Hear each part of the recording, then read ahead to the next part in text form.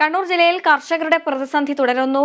മുഴക്കുന്ന നെയ്യളത്ത 200ഓളം വാഴകൾ വന്യമൃഗങ്ങൾ നശിപ്പിച്ചു. നെയ്യളം സ്വദേശി പാട്ടത്തിന് സ്ഥലമെടുത്ത് കൃഷി ചെയ്ത വാഴകളാണ് കാട്ടുപന്നിയും കുരങ്ങും നശിപ്പിച്ചത്.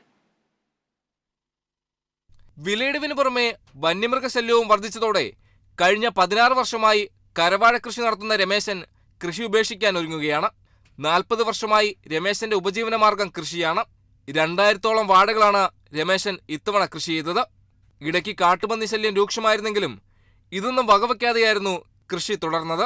എന്നാൽ വിളവെടുപ്പിന്റെ ഭാഗമായ വാഴക്കുലകൾ കുരങ്ങും ഭക്ഷണമാക്കാൻ തുടങ്ങിയതോടെ ജീവിതം വഴിമുട്ടിയ അവസ്ഥയിലാണ് ഈ കർഷകൻ.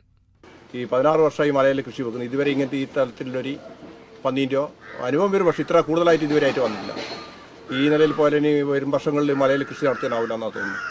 കാരണം ഇപ്പോൾ ആദ്യം കഴിഞ്ഞ വർഷം വരെ പന്നി മാത്രമേ ഇല്ലായിരുന്നു. ഇപ്പം കുരങ്ങ് കൂട്ടത്തോടെ വന്നിച്ച് 1, 5, 6 കൊല ഒരു ദിവസം തന്നെ ഇരിഞ്ഞു പോകുമായിരുന്നു. ഈ നിലക്ക് വേഗം ലോൺ ടെസ്റ്റും കാര്യങ്ങളാണ് കൊലയിൽ നടത്തി. ഈ ഭീമമായ നഷ്ടം വരുന്നുണ്ട്. ഇങ്ങനെ അങ്ങനെ പണി മുന്നോട്ട് തുടർന്നുകൊണ്ട് വരാവില്ല തോന്നുന്നു. ബാങ്കിൽ നിന്ന് ലോൺ എടുത്തും മറ്റുമാണ് രമേശൻ വാഴക്കൃഷി നടത്തുന്നത്. ഇതിനകം തന്നെ 200ഓളം വാഴകൾ കാട്ടുപന്നിയും കുരങ്ങും നശിപ്പിച്ചു. ഇവ വിളവെടുക്കുമ്പോൾ വിലയിടിവും വിപണി കണ്ടെത്താനുള്ള പ്രയാസവും തിരിച്ചടിയാകുന്നു.